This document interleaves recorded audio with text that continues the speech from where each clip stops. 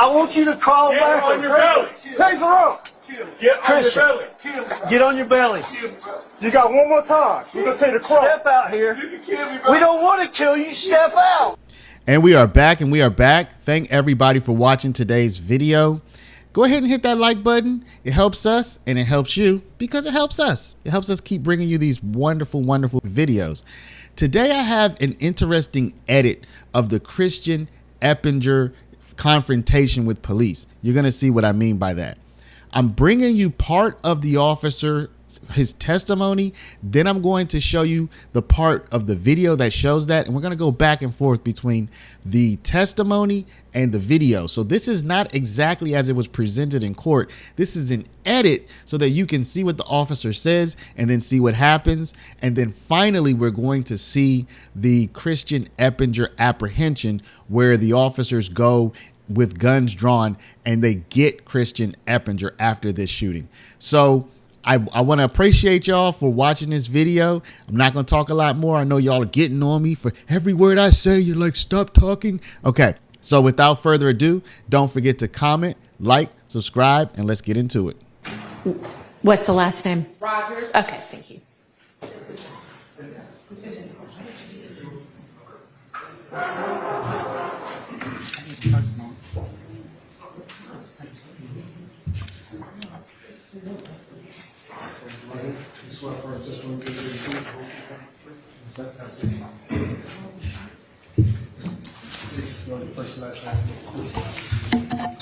David Rogers, DAVIDRODGERS.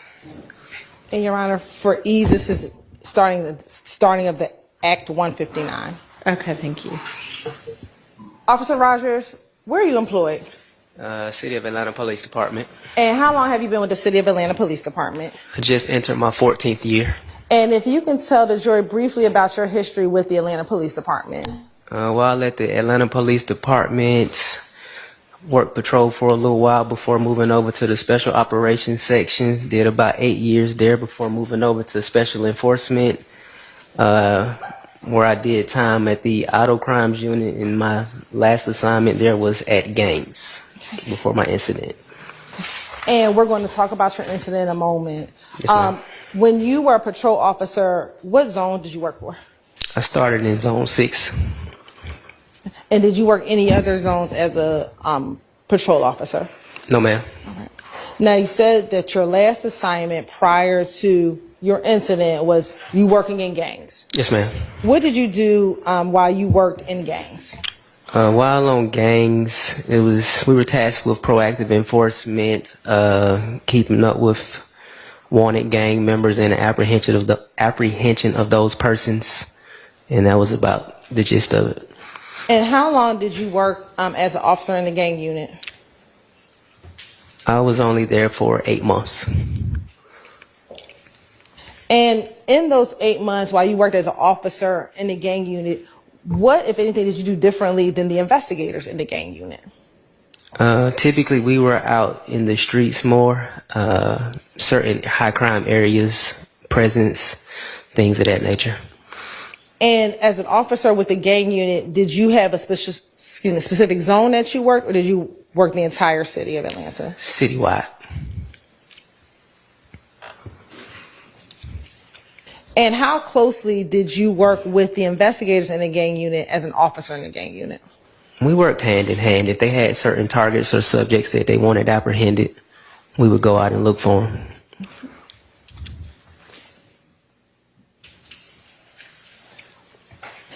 And was that one of the primary responsibilities as an officer to assist with the apprehension of suspects? Yes, ma'am. I want to direct your attention to February 7th, 2022. Okay. Were you working that day? Yes, ma'am. And what was your normal shift when you worked as an officer with the gang unit? My normal shift was Tuesday through Saturday, 10 a.m. to 6 p.m. And let me ask, in 2022, were you working as an officer in the gang unit? Yes, ma'am.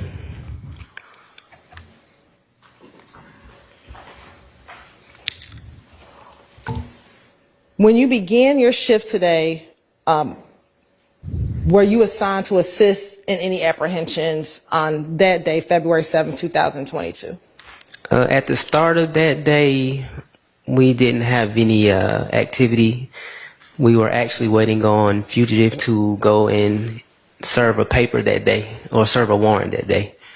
And we were made aware that the target got mobile, and that's when we were called.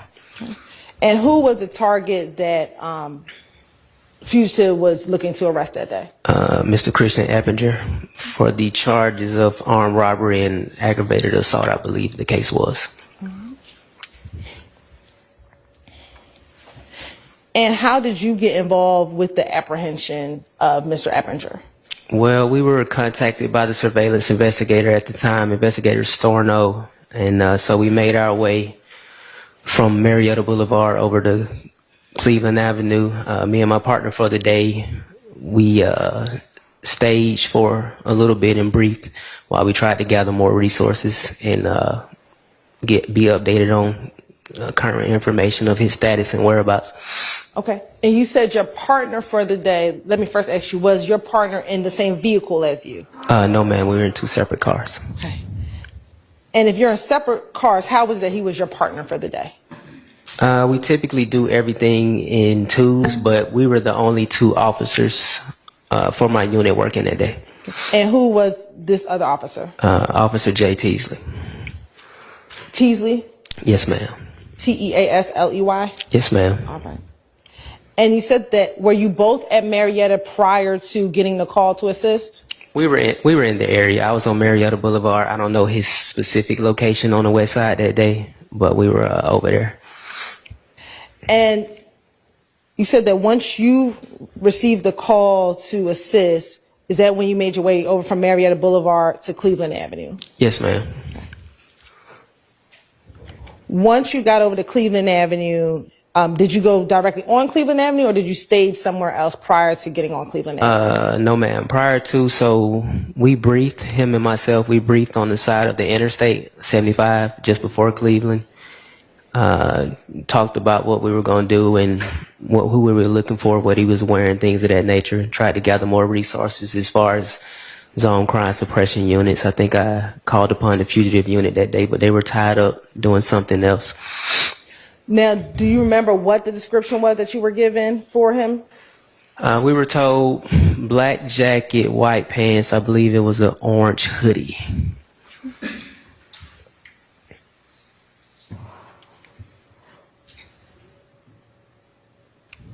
Tell us what happened once you got over to Cleveland Avenue. All right. After the brief, Investigator Storno told us that he had left the gas station and was out on foot. Just a second. If you hear an objection, if you'll just pause. I'm and sorry, let I didn't hear it. It's okay. I know it's a little bit hard to hear. Everybody needs to use their mics. Hearsay. Yes. Your effect on the listener.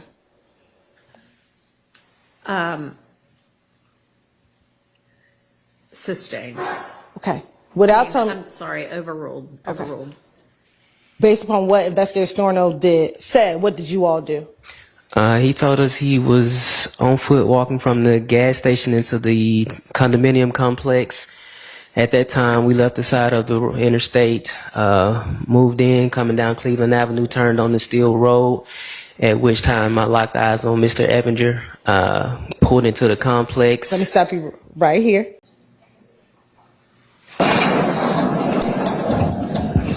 Storno, you copy? I'm going over.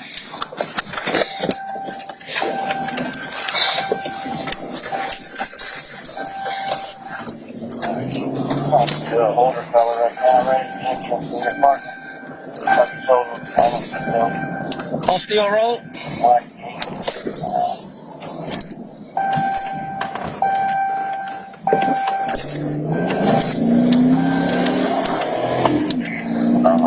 Okay, sure. There's a case out there that over here. He's on the way. Why do we need this part with him driving? 6170, 6160, you up on SMS? Pick it up from like a second before there. Well, it's about to occur right now. You said the condos in which he was going to. Do you recall the name of those condos? I don't. The address, I believe, is 2637 Old Hateville. I don't know the exact name. The Steel Road entrance. I don't think it's a specific signage at that entrance. I think the signage is on the other side. Have you heard of Colonial Square Apartments? Yes, ma'am. Does that sound familiar? No. Not at the moment. Okay, that's fine. Is this location within Fulton County? Yes, ma'am. Now, you said that the address is 2637 Old Hateville Road. Does the apartment complex have multiple entrances? Yes. Okay. Is one of those entrances on Old Hateville? Yes, ma'am. And is the other on Steel? Yes, ma'am. If you can just describe for the jury, if you're on Cleveland Avenue, what are some landmarks where that apartment complex is? Steel Road sits between now it's a Chevron and a Checkers restaurant. I think the address, well, I don't remember the exact address for the Chevron at Cleveland, but it's Steel Road sits in between the Chevron right there at Cleveland and Interstate 75 and the Checkers. Okay. Once you got onto Cleveland Avenue, what did you do? Turn left on the Cleveland Avenue, coming southbound from the interstate. We crossed the overpass, pulled up at Steel Road, made a left turn onto Steel Road, at which time I could see Mr. Eppinger walking through the complex, at which time I meant to go make contact with Mr. Eppinger. And at the time when you went to go make contact with him, were you inside of the gate at 2637 Old Hateville Road? Yes, ma'am. It was it's a block of homes right there at the entrance. I think I remember him being on the sidewalk. And at that time, once you made entrance inside, do you know where your partner was? I don't. Last I checked, he was behind me, turning off of Cleveland Ave on the Steel Road. Okay. Once you got into the apartment complex and you see who you believe to be Mr. Eppinger, what did you do? I tried to pull ahead of Mr. Eppinger, get out. I gave him commands, advising him that he did have paper. Also told him he had warrants. He kind of looked at me, looked past me, proceeded to walk past me. On the ground, boy. On the ground. On the ground. On the ground. Get on the ground. At this time, I'm traveling behind Mr. Eppinger. I go to put hands on him, start to pull on him and things of that nature. And as I'm pulling on him, trying to grab him, I kind of start to look over my shoulder trying to locate my partner because Mr. Eppinger at the time was non-compliant, still walking, still kind of doing what he was doing. And when my partner wasn't there at that time, I chose to transition from lethal force, downgraded to my taser. Went to go tase Mr. Eppinger, but when I went to go access my taser, I couldn't drop the hood. I didn't drop the hood, and so when I turned my body to access it with my right hand is when I started feeling these shots. Get on the ground, bro. Get on the ground. I ain't did nothing. Get on the ground. I ain't did nothing,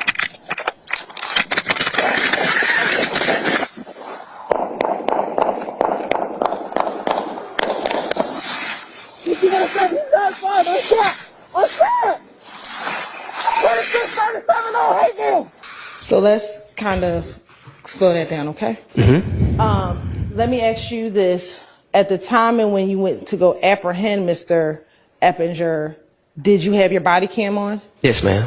And did you have dash cam in your vehicle? Yes, ma'am. All right. Now, you said that you got out the car and you went to go and grab him. When you got out the car, did you have your gun? Yes, ma'am. I had my gun drawn on him at first.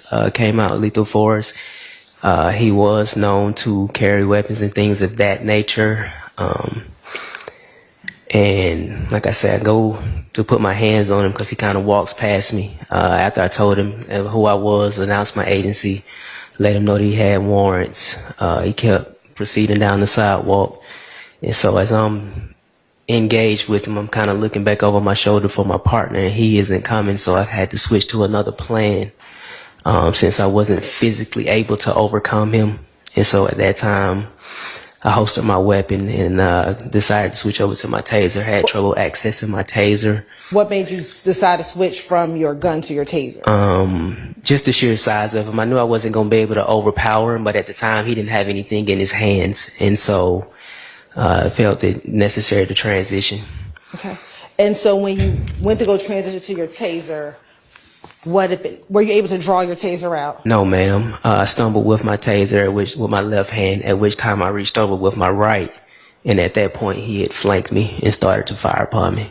Okay. And we say he started to flank you. What did that mean? So he had veered off to my right side. Okay.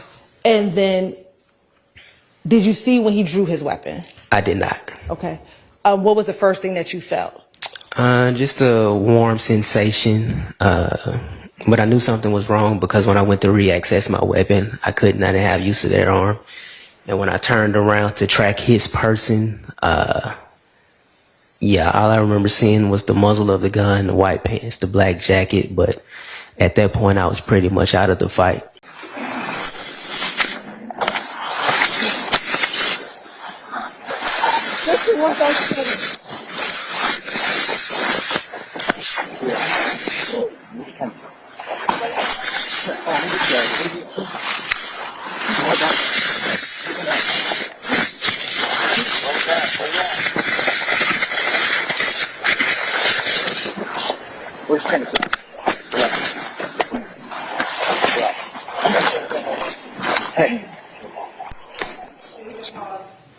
Yes, I'm going to object because looking at the video doesn't show the shots, doesn't show the shooting. It truly doesn't show anything that the officer testified to, and so I would say that what we're looking at is not relevant. Okay, overruled. All right, move on to the next video, please. That's going to be YSL. Add a 403 objection to that, please, Your Honor. Overruled.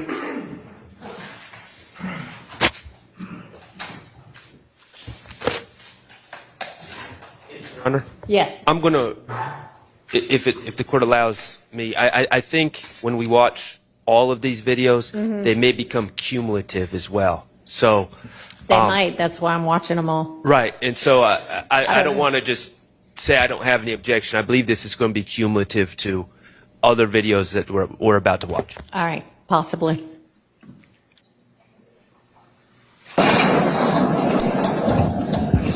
Star, you copy? I'm going over.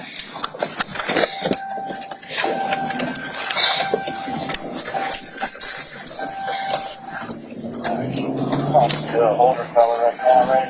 From the apartment. On Steel Road?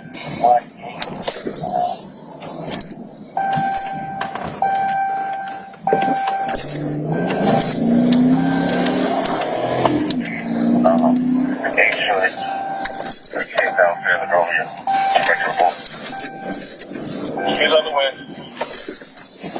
Why do we need this part with him driving? 6170, 6160. You on SMS? Pick it up from like a second before there. Well, it's about to occur right now.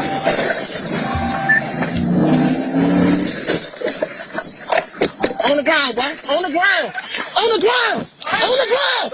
Get on the ground. Get on the ground, bro. Get on the ground. Get on the ground. I ain't did nothing, bro.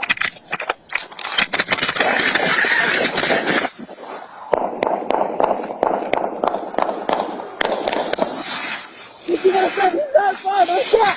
What's that? 3637 on Hayville.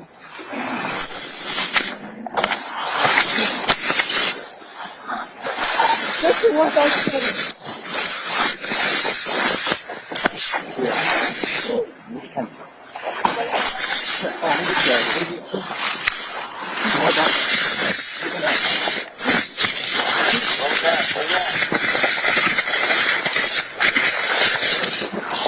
Where's Tennessee?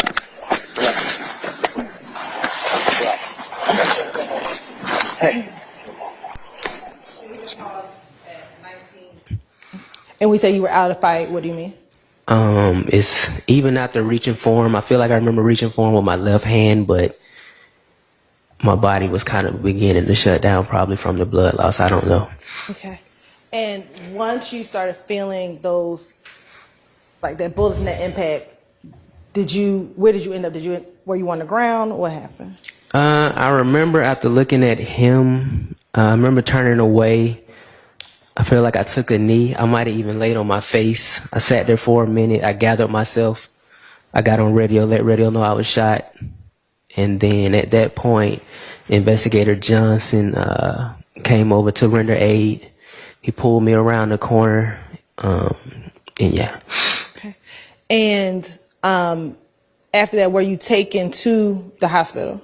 Yes, ma'am. We waited on the ambulance for a little bit, but we kind of had a talk and a discussion, and I just requested to be put in one of the UC cars, and we made our way to Grady. And so you said you were talking. Were you alert at the time after being shot? Yes, ma'am. And did you eventually make it to Grady? Yes, ma'am. And what were the injuries that you had as a result of this shooting? Well, I was informed that I was shot 6 times, once to the back of the head, 4 to the back of the right shoulder, and 1 to the back of the right leg. And did you have to spend some time at Grady because of your injuries? Yes, ma'am. I did about 7 days in the hospital. And are you now back to work at this point? Yes, ma'am. Okay. Course indulgence for a moment.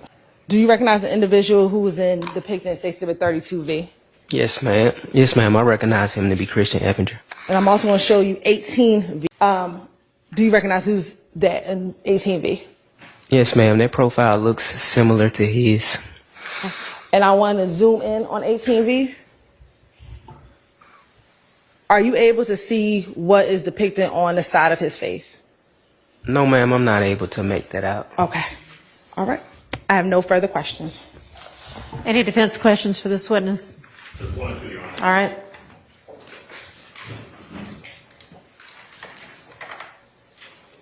Officer Roger, good afternoon, sir. Good afternoon. Can you hear me okay? Yes, sir. All right. If I heard you correctly, you found out, or you came to find out after the fact, after your encounter with this guy, that you were shot a total of 6 times? Yes, sir. Okay. You were taken to the hospital, and you were there for a period of time before you recovered? Yes, sir. Okay. And you are back to work at this time? Yes, sir. Okay. And you described the person who was on the screen, the person you encountered, the guy you encountered as a Mr. Eppinger? Yes, sir. All right. All right. I'm sorry that happened to you, sir. Thank you for your questions. That's all I have. For your answers. That's all I have. Any other? All right. Officer, good afternoon. You don't see that gentleman in this courtroom, correct? No, sir. No further questions. Thank you, sir. Anybody else? No, Your Honor. Thank you. All right. Any redirect? No redirect, Your Honor. All right. Officer, thank you for your time, and you are excused. Call your next witness.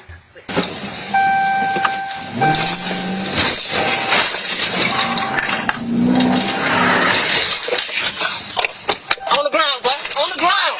On the ground. Get on the ground.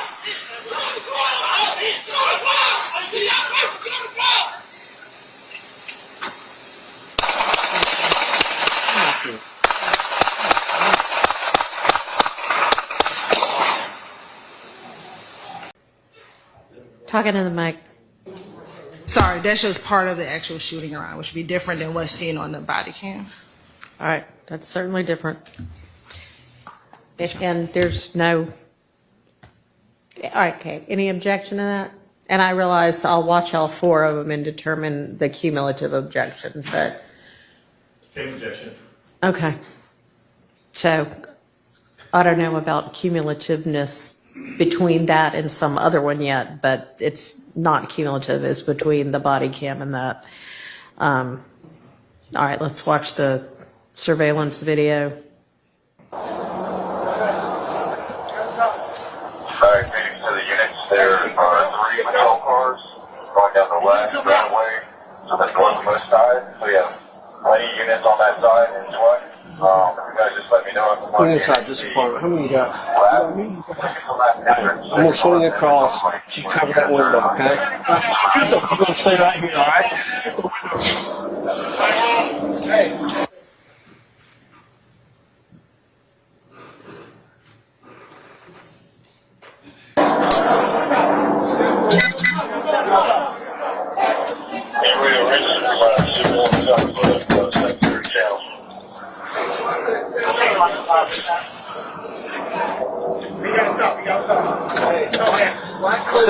Me?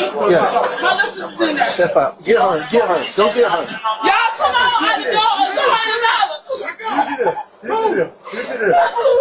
Is anybody else in here?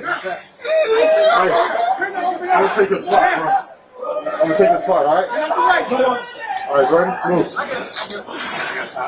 Come downstairs. Anybody in the apartment, come downstairs. Come on, y'all. Come on. Come on. Come on.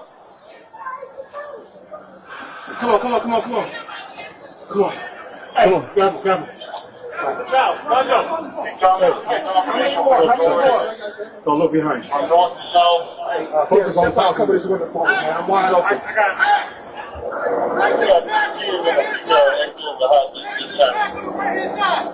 Straight to the back. And we need to know what door. We're on the back. All right, tell them 6-7. They said he went out. Tell them 6-7. Straight in the back on the right hand side. Christian. What's his name? Christian Eppinger. McKessie. I got one bit. Christian. Hey, Christian. I know you hear me, bro. Yeah, 35, apartment 17. Christian Eppinger. If you hear me, say something. Hannah, switch places. Switch out one apartment. Switch up here. Christian Eppinger. If you hear me, say something. Looking at the building from the front. All right apartment. Is that correct? Up here. I want you up here on point. All right. Just let me get some wood lines. You ready? Christian Eppinger. Copy that. We have an officer on the back corner. We got one more with him. If you hear me, I want you up here on point. show me your hands and come out your hands in the air, sir. Oh, hey, Joe, how do we get this house from the back? Stop saying it. Christian, I know you hear my voice. There should be a multitude of boxes that gave you truck that way. Come on out with your hands in the air. He can't hear you. Right. You talking real low. 2491. What's his last name? Effinger. Christian Effinger! It's the Atlanta Police Department. We know you're inside. Come out with your hands out. There's an entrance on We have the place surrounded. Do not make this hard. Christian! Come out! All right, let me see your hands. Hands first. Hands. Crawl! Crawl! No, sir. Crawl. Get on your belly. Shut up! Shut up, Perry. Get on your belly. Get on your belly. Get on your belly. Get on your belly. On your belly. On your On belly. your belly. Okay. On your belly. Crawl backwards. Crawl backwards. 6-7. 6-7. Crawl backwards, Christian. Christian, crawl backwards. Come. We don't want to shoot you. Listen to me. I want you to crawl backwards. On your belly. Take the rope. Get on your Christian, belly. get on your belly. You got one more time. You're going to take the cross. Step out here. We don't want to kill you. Step out. Step out. Step out, Christian. Nobody wants to shoot you, son. Listen, Christian. Hold on, guys. Look at me, son. Look at me. Step out here. Just crawl out here. Let me call my mama. Christian. All right, y'all feel comfortable? Yeah. Okay. Who's taking stairs? I'll take hands. You got stairs? Go. Call my mama. Ain't nobody in there. And why is that relevant? Because previously there was cross-examination of how officers treat individuals in this particular neighborhood and community, and this shows a complete opposite of that type of inference that officers are harass individuals in that community. Given what happened on this day where Mr. Eppinger is alleged to have shot a cop, these officers were tried to get him out in a way that was keep him alive, keep him safe, and that's a complete contradiction to some of the inferences of how officers respond in this community. So that was. Can you be a little more specific about what kind of inferences and with what witness? So this was early, probably around November, December, There was a line of Okay, cross-examination. well, their trial didn't start with testimony until January. No, so- it started in November, Your Honor. Our testimony we started opening statements in November. Oh, Lord, it's even longer than I thought. Okay, go ahead. Yes, Your Sorry, Honor. my bad. That's okay. So there were officers that initially talked about a lot of drug cases that were happening in this neighborhood, and there were cross-examination about the fact that officers solely focus on this black community. No one, I mean, essentially that no one, they primarily harass in this community. I can't remember. I remember there were certain officers that were questioned with that line of question. I believe even maybe Investigator McKessie may have been questioned in that manner because he testified earlier as well about why there was a lot of police enforcement in that community because it's a high crime area. And so a lot of the officers who testified earlier were on either crime suppression teams or teams that respond to high crime area. And there were questions about the fact that in this community, police just police this community, overly police the community. And so given that line of questioning, Your Honor, we just thought that this was an opposite effect of that, especially given on the day that this occurred, their interaction with Mr. Eppinger. Your Honor, At the time. if I may, that is a complete mischaracterization of the testimony and the cross-examination that came out. First of all, what's happening in this video, this is a terrible video, but what's happening in this video is completely different from what the prosecutor is talking about. What she's referencing specifically is that there was some testimony earlier when this court was not, with the previous court, about the arrest of an individual in a parking lot, and when the police pull in, people yell 12 and some people run, and there were conversations and cross-examinations about whether those people run because they're criminals or whether in that neighborhood they see the police and they're fearful of the police. That was that, specific to that. This video has nothing whatsoever to do with the offense that Christian Eppinger is accused of committing, for which he's been indicted. There is nothing probative about him about children running out of a house at gunpoint with assault rifles and with him being told to crawl and him saying, kill me, kill me. That adds nothing of relevance to what's charged in the indictment. Well, I guess it adds some counter to whatever might have been inferred otherwise, but I don't believe, I'm going to rule it out under 403. Okay, so we know what comes in, so let's... And I'm going to withdraw my cumulative objection. Okay, all right, so let's get the jury out.